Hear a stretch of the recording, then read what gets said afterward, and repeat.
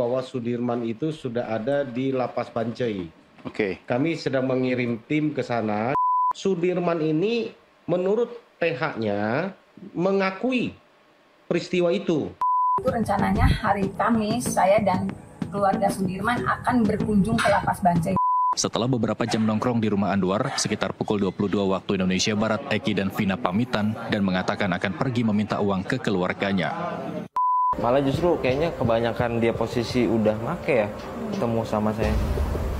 Sering itu berarti ya? Sering itu, sepecandu itu.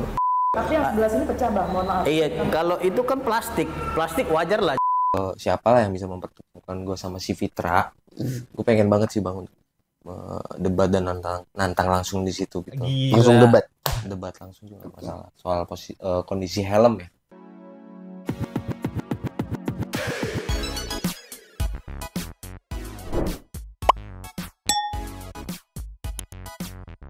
Nyomong sedih people.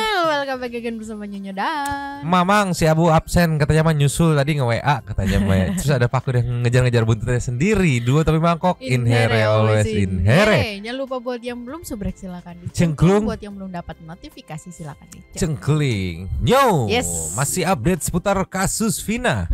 Ada update terbaru nih. Yang pertama, ada info dari Pak Jutek Bongso langsung yang katanya mendapatkan informasi bahwa Sudirman sudah diketahui keberadaannya dan sudah dipindahkan dari Polda ke Lapas Bancai. Tapi itu masih di Bandung. Oke. Tapi masih mau mengkonfirmasi kebenarannya dan pihak keluarga pun sebenarnya sudah senang mendengar info ini. Cuman masih pengen berusaha untuk dipindahkan saja ke Lapas yang ada di Cirebon. Yang kedua ada saksi-saksi yang sudah mulai berani speak up dan yang ini nih. Yang ketiga nih yang lagi menyala nih di mata para netizen ya. Ada Franz, tahu kan Franz, saksi Franz. Dia lagi menyala banget di mata netizen. Yang pertama itu dia meminta kembali ganti helm dan sepatunya gitu. Karena menurut dia itu kayak karena gua nggak minta ganti kok kayak merasa menguntungkan pihak-pihak yang tidak bertanggung jawab. Kalau nggak salah pakai gimana nanti kita nonton videonya. Terus juga yang paling edan itu dia selain menantang debat Bang Pitra yang nggak tahu mungkin kadung kesel atau kayak gimana, udah sekalian nantang fight aja gitu. Ngeri kali. Makanya dor ditambah lagi tuh yang bikin memang ngeliat anjir nih orang nyalinya bener-bener gak kaleng-kaleng nih. Dia ini sampai saat ini muncul sudah diperiksa tim sus yang nggak podcast sana sini. Itu dia statusnya tidak punya kuasa hukum. Oh bukan di enggak, dia enggak dibawa kuasa hukum siapa-siapa, dia berdiri sendiri aja gitu. Sempat ditanya kenapa enggak pakai kuasa hukum? Enggak takut loh. Enggak, ngapain gue takut? Gue jujur bener, gue punya bukti yang gue materi yang gue omongin juga gitu ya, kenapa harus takut? Gila. Nyalinya mantap kali, Franz. Ini kita langsung muncul aja yang pertama. Muncul. Terus. Nio. Yes. Nggak tahu kebetulan atau berpengaruh, tapi feeling gue sih berpengaruh ya. Semenjak beberapa hari yang lalu kakaknya Sudirman mulai membuka secara tersirat kayak netizen tolong bantu gitu kan. Terus juga dia memention namanya walaupun di awal-awal netizen memang salah target gitu kan dan sudah diklarifikasi juga.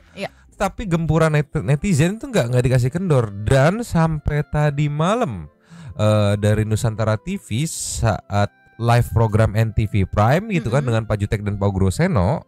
Di sini Pak Jutek langsung memberi informasi eksklusif yang menyatakan bahwa Sudirman sudah dipindah ke Lapas Bancai dari Polda. Kayak gimana sih ceki-ceki Play.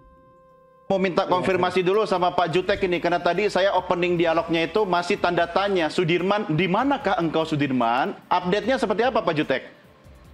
Baik Mas Doni, baru jam 5 sore tadi. Barusan ya? Kami mendapatkan info bahwa Sudirman itu sudah ada di Lapas Bancai. Oke. Kami sedang mengirim tim ke sana karena kami adalah kuasa hukum dari keluarga Sudirman. Jadi tim sudah dikirim ke sana, kami belum bertemu. Infonya sudah beberapa hari katanya di sana, jadi memang kami belum mendapatkan kabar. Keluarga sudah kami kabari dan mudah-mudahan betul apa yang disampaikan itu, Mas Doni. Oke, artinya Anda dapat kabar dari mana ini? Melalui pesan ataukah ada orang yang melihat langsung Sudirman di Lapas Bancoi? Kami mendapat kabar dari link kami lah di sesama pengacara, ya, yang mengabarkan bahwa Sudirman ada di sana.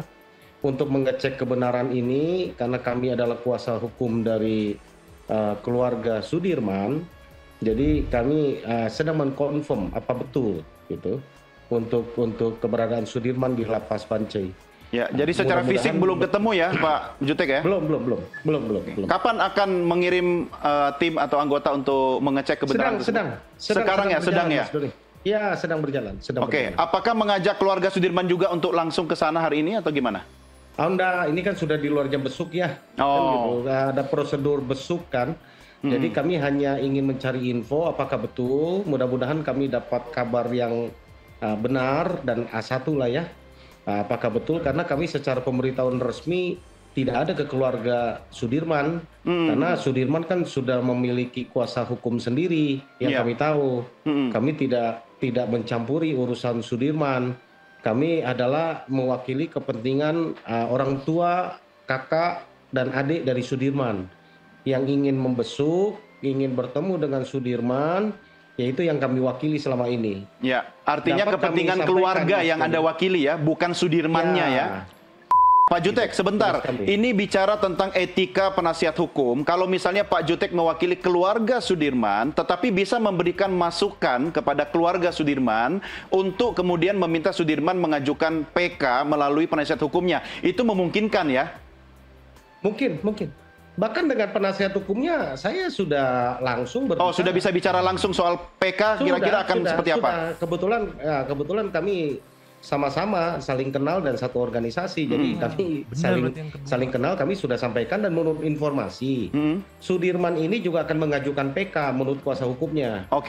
Ya, tapi Sudirman ini menurut kuasa hukum PH-nya ya, penasihat hukumnya, bahwa mempunyai kasus yang berbeda oleh karena Sudirman ini menurut PH-nya mengakui peristiwa itu, sedangkan yang 6 yang kami wakili kan tidak mengakui peristiwa itu sehingga mengajukan novum. Sudirman ini infonya menurut PH-nya katanya mengakui, tapi tidak mengakui, tapi mengakui memukul 6 kali, memukul 6 kali kepada korban pada peristiwa itu. Ya, itu yang sudah inkrah ya. Ya, sehingga PH-nya itu katanya mencari novum. Ini yang membuat kita beda, kan nggak mungkin dia juga akan lewat kami, sedangkan kami ini berjuang terhadap 6 terpidana yang tidak mengakui. Ya kita adu fakta saja apa yang terjadi, karena kami hadirkan novum, kami hadirkan banyak hal ya, untuk membuktikan bahwa para terpidana ini tidak ada di lokasi dan bukan mereka melakukan pembunuhannya.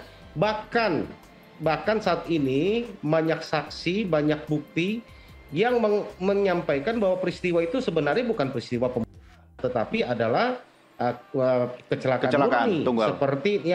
Kecelakaan tunggal seperti hasil penyelidikan awal di olah TKP pertama oleh Polres Sumber gitu. Baik. Berarti sama kayak persis banget sama kayak keterangan dari kakaknya Sudirman ya, yang dia bilang pernah berkomunikasi dan masih tetap kayak berpatokan sama 2016 gitu, masih mengakui gitu. Sama apa ya, nggak tahu, aku nggak ngerti juga ya. Oh iya, ini berarti bener tebakan netizen yang kemarin yang setelah diralat ya. Soalnya setelah diralat itu kan diinfokan oleh teman-teman netizen hasil investigasinya, bahwa benar bukan yang pertama ini sempat viral, bukan itu orangnya adalah yang kedua ini yang ditemukan karena tergabung ke dalam Peradi. Barusan juga benar diakui memang satu grup juga sebenarnya kan, secara grup gede Peradi itu. Cuman balik lagi ke Sudirman, kok tidak mengupayakan gitu, kayak ya udah sudah ngaku ya udah gitu, gimana ya?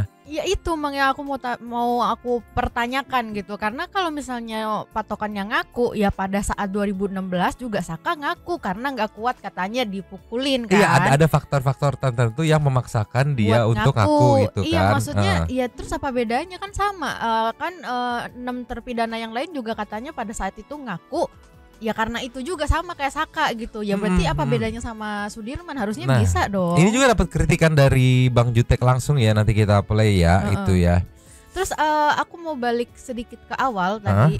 Katanya kan aku mau nanya, sebenarnya kalau misalnya mau besuk itu apakah harus didampingin orang yang ngebesuk ini, apakah harus didampingin sama pengacara terpidananya gitu? Kurang tahu pasti juga ya, cuman setauku mohon maaf kalau salah ya, ya sudah kewenangannya lapas ya, nggak perlu ya karena terpidananya sudah kewenangannya lapas, yang mau besuk ya saudaranya, keluarganya gitu kan, sesuai izin pihak lapas aja gitu. Kan kalau kemarin kan karena masih di Polda gitu harus ke pengacara karena pengacaranya bilang kalau menurut kakaknya Sudirman tuh harus minta izin penyidik. Kalau sekarang udah di lapas ya harusnya sih keluarganya bebas ya mau datang siapa keluarga yang mana aja gitu kan selama masih dalam jam besuk mah gitu. Tapi aku nggak tahu ini kebetulan atau memang sedikit banyak ada pengaruh dari teman-teman netizen yang mulai bergejolak nih menanyakan posisi Sudirman, dibantu dengan teman-teman media juga gitu kan, dan respect juga sama Nusantara TV yang masih setia nge-up respect. Ini nyo perihal kritikan Bang Jutek terhadap PH-nya Sudirman meluncur. Ini nyo penjelasan dari Bang Jutek ceki-ceki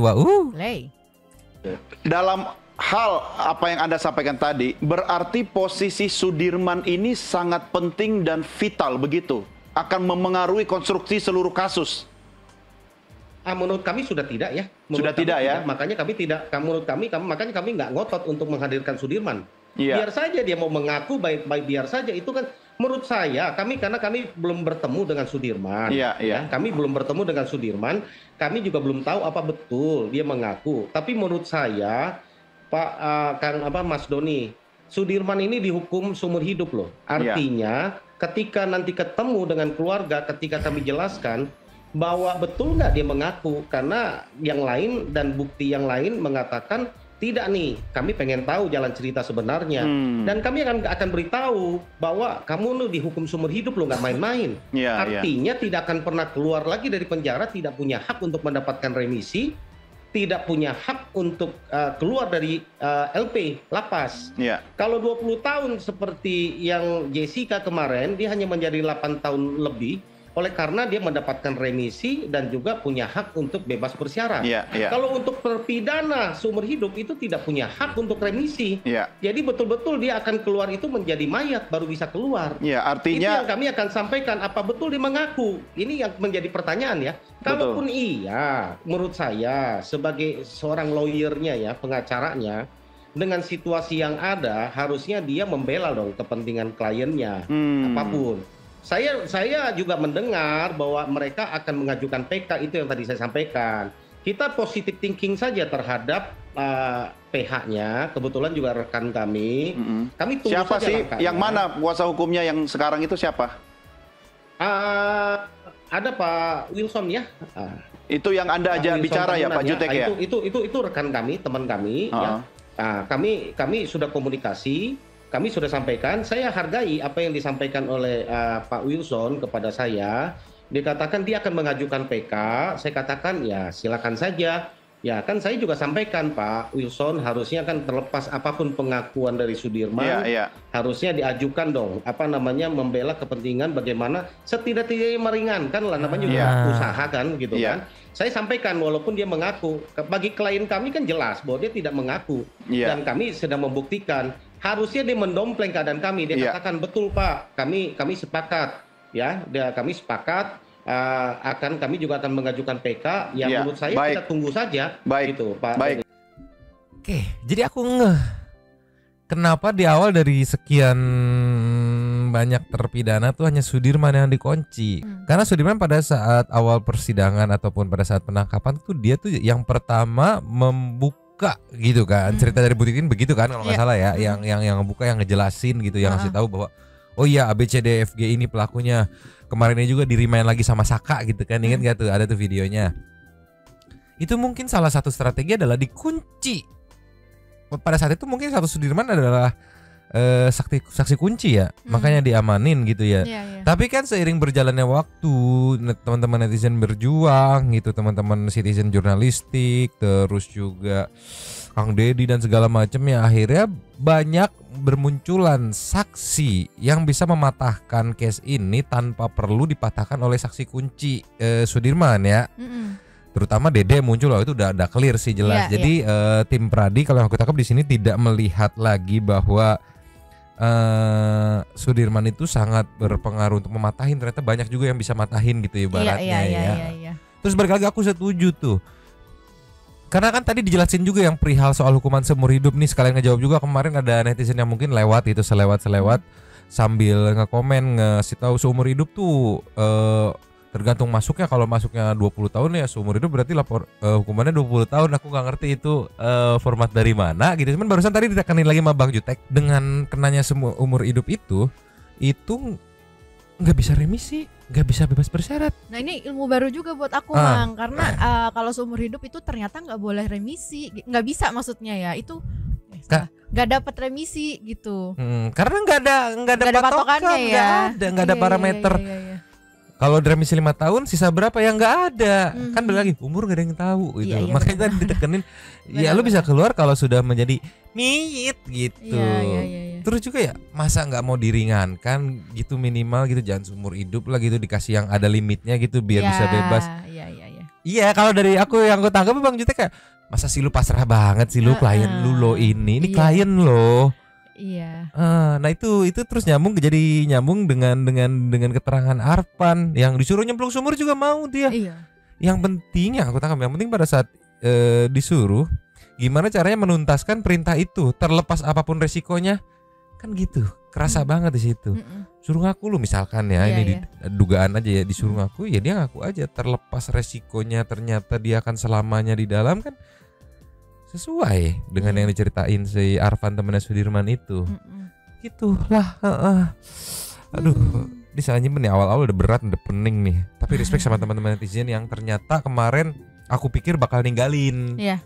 Ternyata mau gitu mengawal keberadaan Sudirman. Respect, terima kasih teman-teman Santuy Pipa, teman-teman netizen.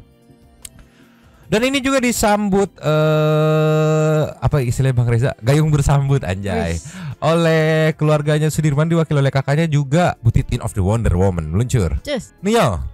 Walaupun sudah bukan secara ini ya, secara klien dan pengacara ya, sudah bukan kuasa hukumnya lagi, tapi Bu Titin tetap setia menemani keluarga Sudirman ya. Ini disambut baik oleh keluarga Sudirman. Info yang dirilis oleh Bang Jutek ini ada sedikit respon dari abangnya, Ceki Wau. Senang sih kalau udah dapat kabar ini. Nah ya paling pertama itu saya pengen ketemu ya, di insya Allah lah nanti dijadwalkan sama tim Pradi sama Ibu Titin ya, nanti biar bisa ngobrol bareng sama Sudirman juga ya. Jadi ya mau tahu aja ya gimana di dalam, selama di dalam itu lah. Jadi mau ada pesan apa yang mau disampaikan ke Sudirman? Pengennya sih ketemu ya maunya sih ketemu dulu ya sekarang ya. Jadi mau ketemu dulu, saya mau ya biar ngumpul semua lah di keluarga itu, yang mau besok tuh saya, keluarga dan kakak adik itu masuk semua, itu yang mau sampai ini ya nanti ya. Yang awal terakhir kapan ketemu? Kalau terakhir saya sih udah lama ya pribadi saya, cuman kalau ibu itu tanggal 28 Juni itu terakhir. Ya itu pun nggak bebas, jadi dikelilingi banyak penyidik juga. Ibu sama bapak kan sistemnya kan jadi nangis sedih, jadi nggak bisa ngobrol panjang lebar, jadi hanya bisa nangis sedih gitu. Selama ini dibatasi berarti sama kuasa hukum dari dan saya pengen berharap sih dipindah ke lapas ya, lapas Cirebon itu biar dekat, orang tua kan udah tua ya, kasihan, saya juga butuh biaya kalau ke sana. Jadi ya membuang tenaga juga, jadi buang ya biaya, jadi saya ini kesannya itu jadi ya semuanya habis lah gitu. Harapan saya ke lapas Cirebon. Ya untungnya tim Pradi juga tidak keberatan gitu, ibaratnya Ibu Titin ikut menemani gitu saat kondisinya di Cirebon gitu ya. Pertama sesama Pradi juga gitu kan. Terus juga ya memang masih respect mungkin ya sama Bu Titin, mengingat beliau adalah pengacaranya Sudirman di 2016 lalu, dan proses pergantian dan pengambilannya pun kalau kita dengar ceritanya kemarin banyak drama-drama ya gitu. Jadi mungkin selama Pradi nggak bisa ngedampingin kondisi keluarga Sudirman di Cirebon gitu kan, mungkin sebagai gantinya yang secara tidak ofisial lah gitu, ibaratnya Bu Titin yang awal di sini. Oh sama tadi ini Mang, tadi aku langsung keinget omongannya Kang Deddy. Apa tuh? Ya habis biaya buat kesono kesininya gitu. Iya. Ini kalau misalnya sekarang ya mungkin udah di cover juga lah sama Pradi gitu kan. Ya, cuman kan sedikit banyak mungkin. Iya, cuman kalau terus-terusan ya boncos juga. Boncos juga. Gitu. Kang Deddy mah udah naker nih kalau ketika orang kecil berperkara tuh pasti selain ribet masalah ngurusinnya, ya boncos juga gitu. Makanya mungkin juga dari keluarga atau khususnya kakaknya Sudirman kayak mungkin udah pindah ke Cirebon aja biar nggak usah keluar biaya-biaya lagi deh gitu. Biar nggak terlalu gede keluarnya gitu paling. Nih ya kita lihat komentar Bu Titin luncur. Cus.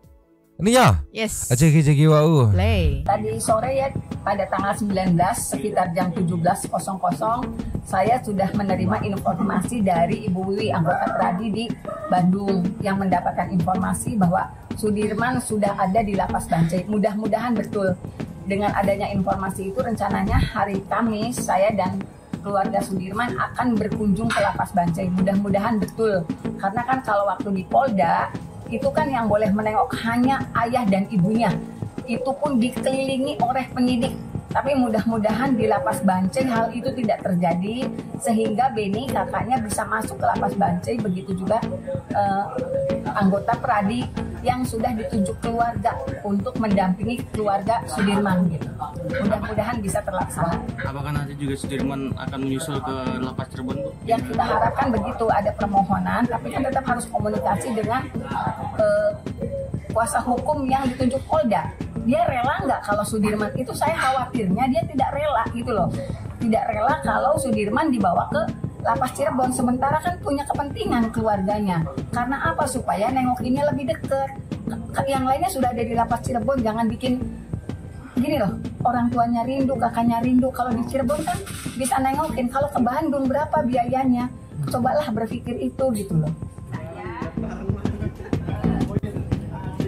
Aku tahu kayaknya deh kenapa Pradi ibaratnya mengizinkan dan mendukung Bu Titin untuk mensupport keluarga Sudirman secara dalam tanda kutip mungkin bisa dibilang secara tidak resmi gitu, karena nggak ada surat kuasanya gitu kan, secara sebagai warga Cirebon aja gitu ibaratnya. Karena mungkin untuk nge-strike kuasa hukumnya gitu. Terlihat beberapa statement ke belakang tuh Bu Titin sangat tajam gitu. Kalau mengingat tadi Bang Jutek ya mungkin ada peran satu grup, ada rasa kenal gitu, mungkin rada kagok gitu buat nyetrai. Kalau Bu Titin kan dia terabas aja gitu ya. Tadi juga langsung to the point banget. Saya pikir dari situnya yang nggak mau gitu kan, dipindah gitu. Iya, mengingat juga katanya kan waktu itu dicabut kuasanya juga kan kayak Ibu Titinnya juga nggak tahu gitu kan. Iya, jadi memang sudah ada apa ya, akar-akar bukan dendam, apa ya, akar-akar konflik tersendiri gitulah ya, liar aku mah ya. Tapi kita tinggal tunggu aja ya, Kamis mau ke sana. Kita tinggal tunggu update-nya, apakah update-nya adalah keluar dengan surat kuasa yang baru. Ya, semoga ya. Semoga ya. Yang diharapkan netizen kan gitu kan. Karena kan waktu terus berlalu gitu kan. Jadwal PK pun semakin mendekat gitu. Kalau tidak secepat-cepatnya. Sebenarnya kalau Sudirman tidak mengaku itu tuh bukan prosedur ya, bahan-bahan materi untuk PK-nya tuh ya mirip-mirip karena satu kesatuan gitu. Terus juga Kang Deddy udah paralel menyiapkan saksinya. Jadi begitu Sudirman ketangkep, oke, ngajukan PK, nama saksinya nih udah ready gitu. Wah, ini kompak banget sih, mantap sumpah. Kita tunggu update-nya ya soal Sudirman ya. Sekarang kita bergeser. Ini ya, ada Anwar, bukan Anwar BAB, yang katanya saksi kunci kasus Vina dan Eki berikan keterangan terbaru dari Nusantara TV. Duh, respect banget nih, Nusantara TV masih setia loh ya. Ceki. Play. Pemirsa, 8 tahun bungkam pemilik baju yang dipakai Eki saat malam kejadian tewasnya Vina dan Eki buka suara. Ia mengaku selama ini belum pernah bicara ke publik. Baru pada Juli 2024 ia dimintai keterangan oleh tim sus Bareskrim Polri. Kita nongkrong-nongkrong di depan rumah saya di warung nasi, pas bisa ada acara. Anwar, warga Kecamatan Tengah Tani, Kabupaten Cirebon ini mengaku pertama kali kenal dengan Eki saat nongkrong di warung Babeh pada Sabtu siang 27 Agustus 2016. Saat itu Eki datang ke tempat nongkrongan tersebut bersama Arta sekitar pukul 15 waktu Indonesia Barat. Dari situ, Anwar, Arta, YS, Eki, dan Vina berpindah ke tempat Anwar di Kecamatan Tengah Tani. Di sana, Eki sempat meminjam baju milik Anwar berwarna hitam karena baju yang dipakai Eki basah akibat hujan. Menurut Anwar, saat itu tak ada banyak hal yang dibicarakan di antara mereka karena baru sehari ia kenal dengan Eki dan Vina. Setelah beberapa jam nongkrong di rumah Anwar, sekitar pukul 22 waktu Indonesia Barat, Eki dan Vina pamitan dan mengatakan akan pergi meminta uang ke keluarganya. 2 jam setelah Eki dan Vina pergi dari rumahnya, sekitar pukul 00 waktu Indonesia Barat, Anwar mendapatkan kabar dari YS, Eki dan Vina meninggal dunia.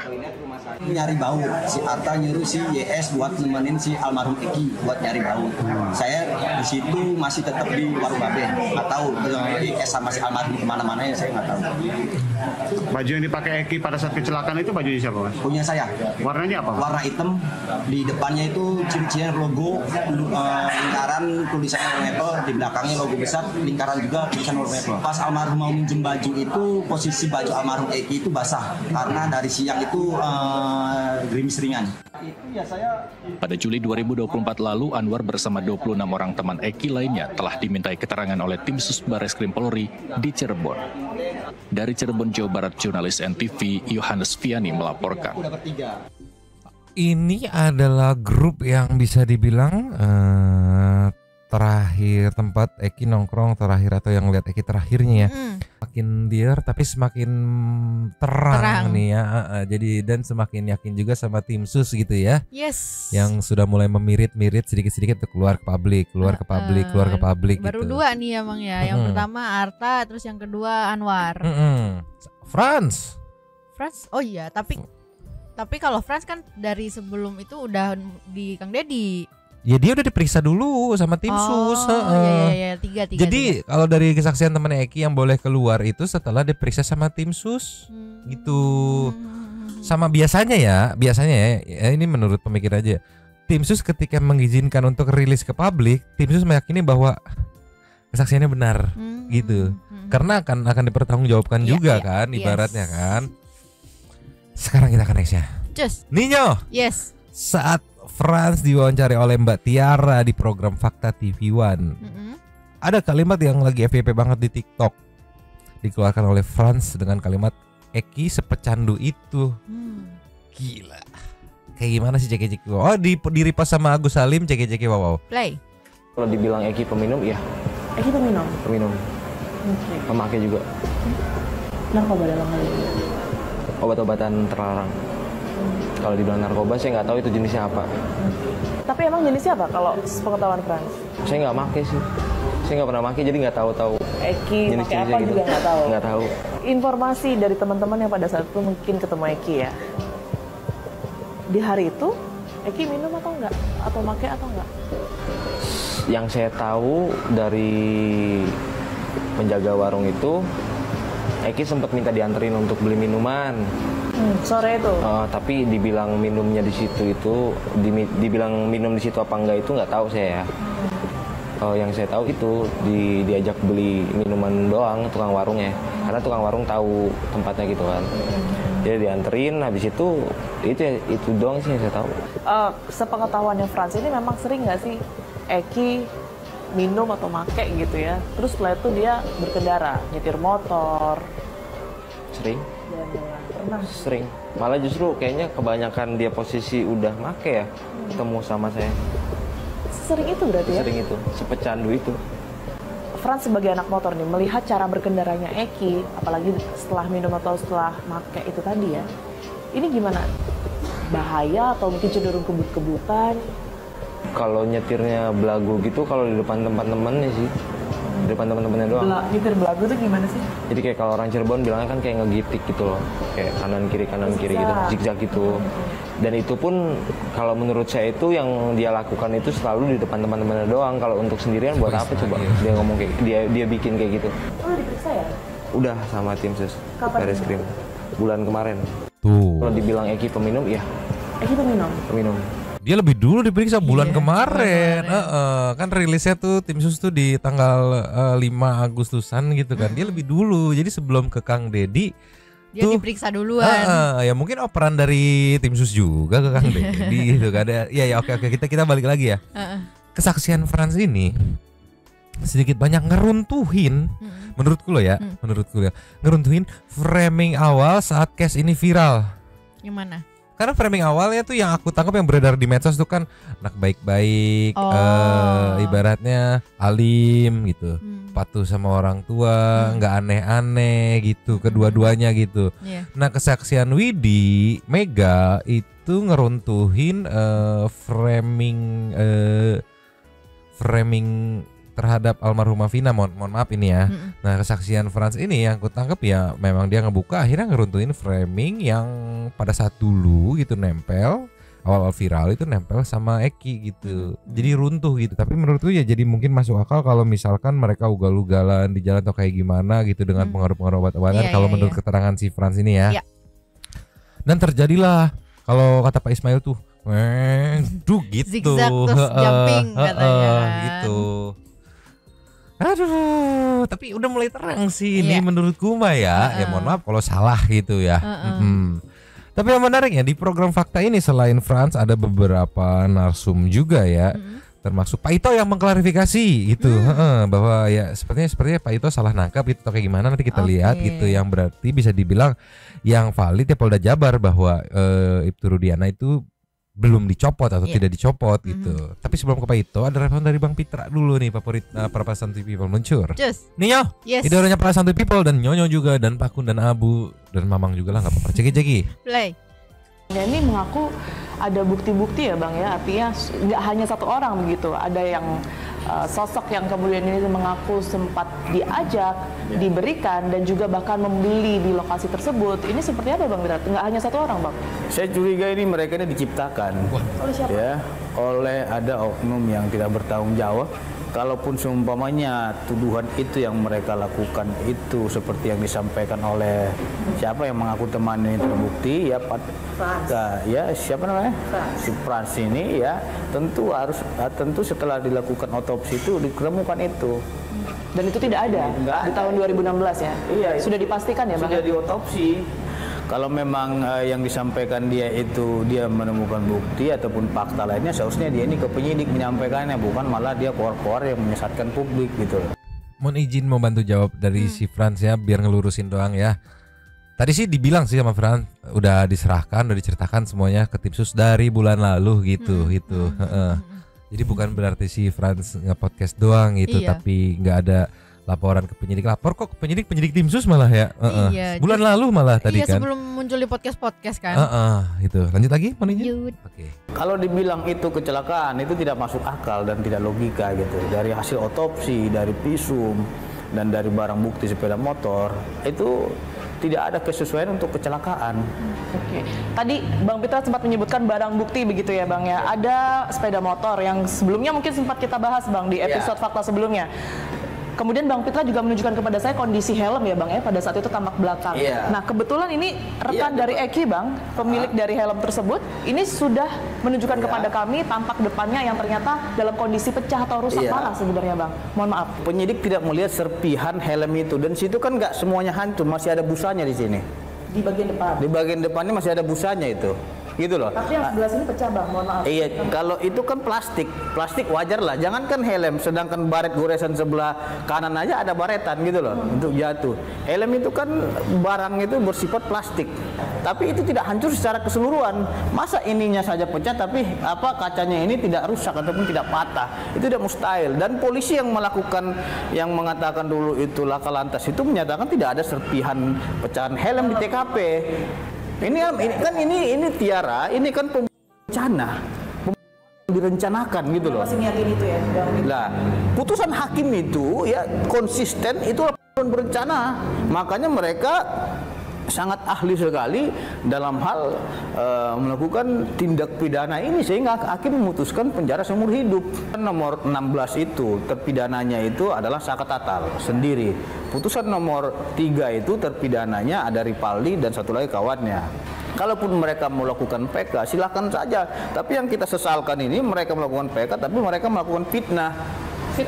Iya, terhadap Ibtu Rudiana yang katanya direkayasa Ibtu Rudiana. Bagaimana mungkin Rudiana merekayasa sedangkan perkara ini sudah diperiksa dan diadili dan telah dilakukan penyelidikan dan penelitian oleh jaksa penuntut umum dan pemeriksaan di pengadilan. Kalau seumpamanya itu nggak benar perkara tersebut, tentu jaksa penuntut umum akan menolak berkas perkaranya. Ini nggak tahu, aku pengen banget Santai People yang kebetulan mengerti di dunia perhelman ya. Yang aku tahu sih harganya juta-juta ya kayak T-Rocket itu ya. Sama ada tambahan keterangan dari si Fran juga yang katanya sebegitu kerasnya gitu kan. Sampai dipukul pakai palu pun nggak bisa pecah katanya. Nggak pecah kan, malah mental gitu ibaratnya ya. Ya mungkin Santai People yang memang mengerti dunia perhelman sudah hatam gitu bisa bantu jelaskan gitulah ya. Iya. Terus juga seru kalau misalnya nanti emang di persidangan gede gitu kan. Semuanya datang terus dibuktikannya dengan ini dihadirkan helm yang sama persis gitu kan. Coba dipukul gitu Hajar ya. sampai pecah gitu coba Iya. Gitu ya. Mungkin ya. Tapi ini ya sebelum ke respon dari Frans, ini ada klarifikasi dari Pak Ito meluncur. Just. Nih ya, Yes. klarifikasi dari Pak Ito langsung di Fakta TV One JKJK Wow. Play. Saya ingin mengkonfirmasi satu hal juga, Pak. Beredar informasi bahwa Ibtu Rudiana ini dihentikan sementara ya dari jabatannya sebagai Kapolsek Kapetakan. Ini sebenarnya informasinya bagaimana, Pak? Gini, mungkin saya salah ya. Kasus Pak Rudiana ini ternyata pertimbangannya beliau ini kan bukan tersangka. Beliau hanya terlapor dalam proses penyelidikan, bukan penyidikan.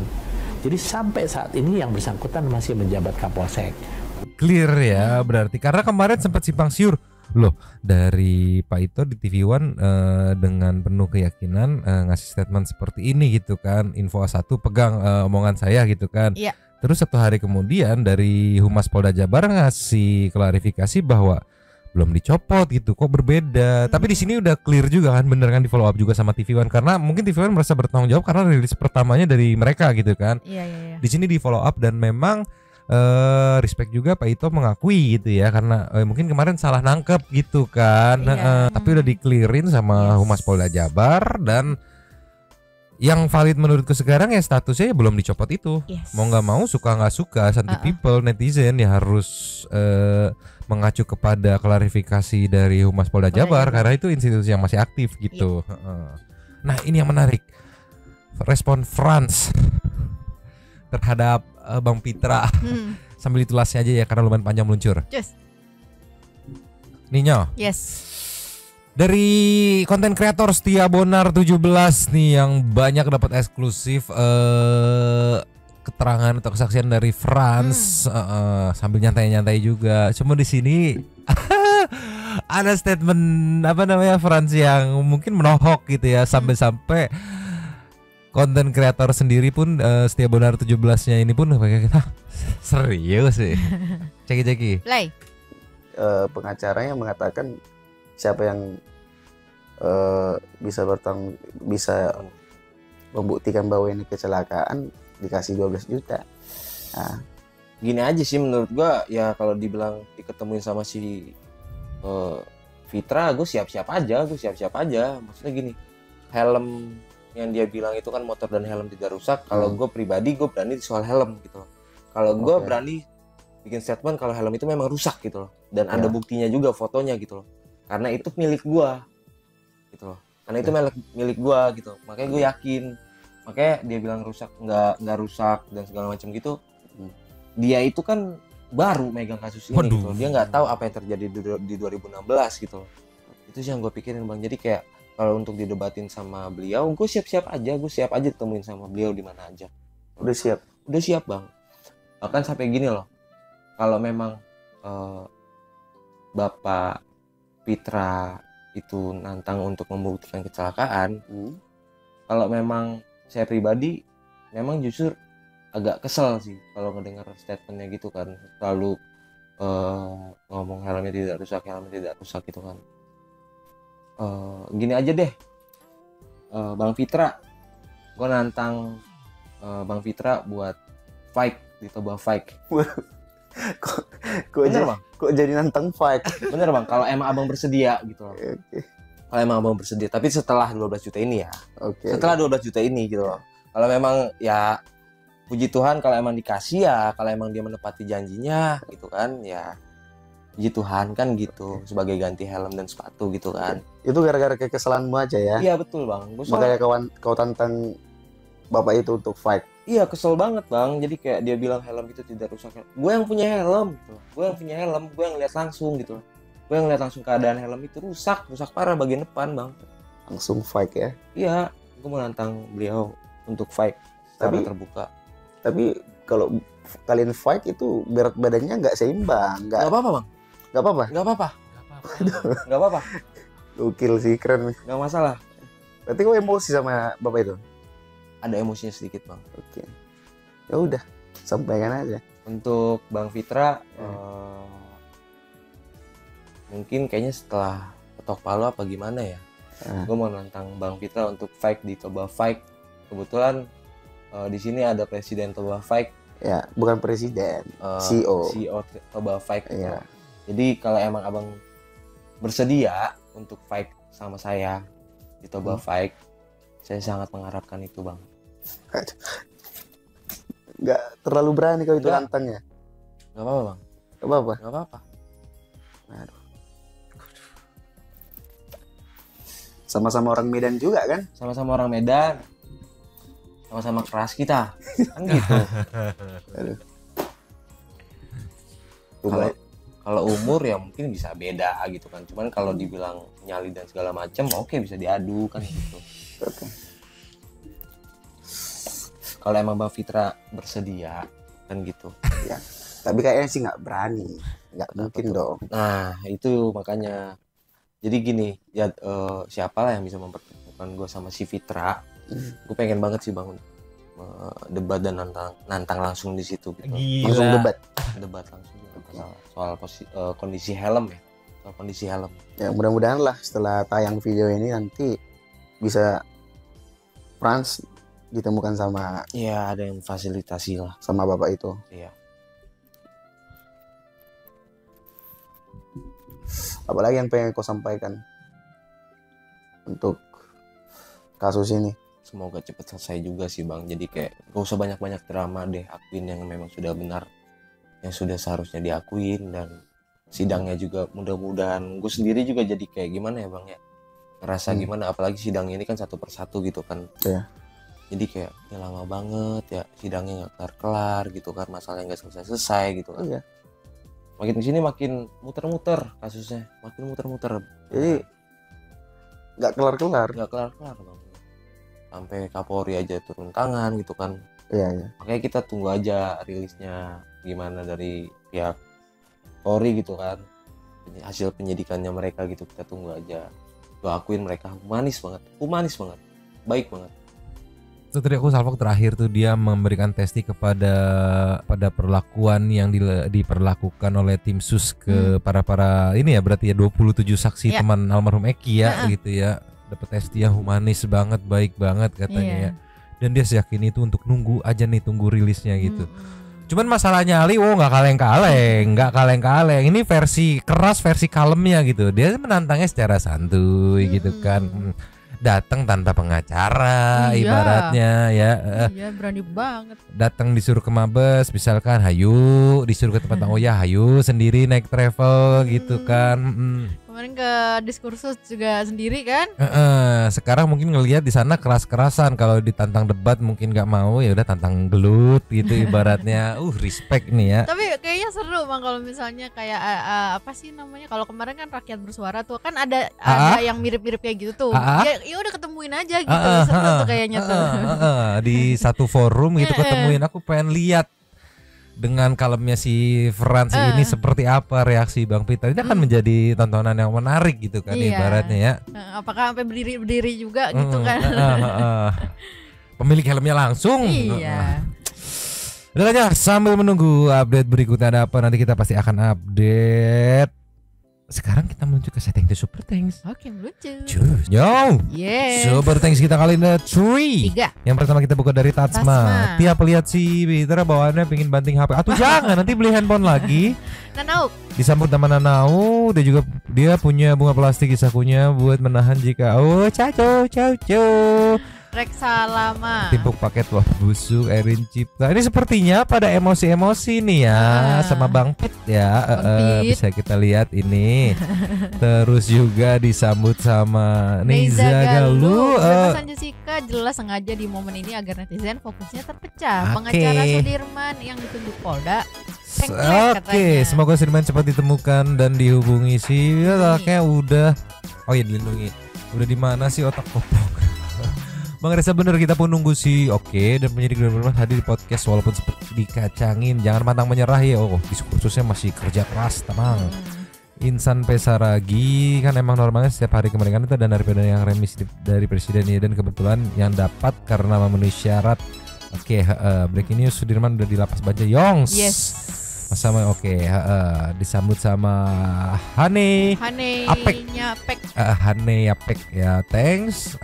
Nyomang sumpah sakit hati bener digat kamu, sumpah sabar ada dari Dante numpang cuap lihat sih. Oh sepertinya pada fokus ke part Bang Pitra ya. Ikut ngelapak ya dari Ernia. Om Pipit manusia atau user sebenarnya makin sini tuh makin kasihan, dan Pitra dia kerja keras banget belain ke langsung dari Gamerindo mau jawab argumen si Pipit. Oke. Yang satu, pakaian yang dikenakan Vina mungkin tidak ada saku atau sakunya dangkal takut jatuh. Yang dua, dititip Eki karena mau stand. Udah habis ya. Terima kasih kepada para sultan santuy yang sudah memberikan super thanks kepada kita dan juga memberikan ruang kepada santuy people yang lain untuk berkomen, bertisam-tisam, bersilaturahmi dan juga menyampaikan aspirasinya di kolom komen di bawahnya. Terima kasih sudah menonton. Lanjuti komen seperti biasa. Nyonya dan Mamang Abu yang bohong ternyata dia tidak datang di absen hari ini, dan Bakun yang masih muter seperti biasa. 2 tepi mangkok. Cabut dulu dan ciao.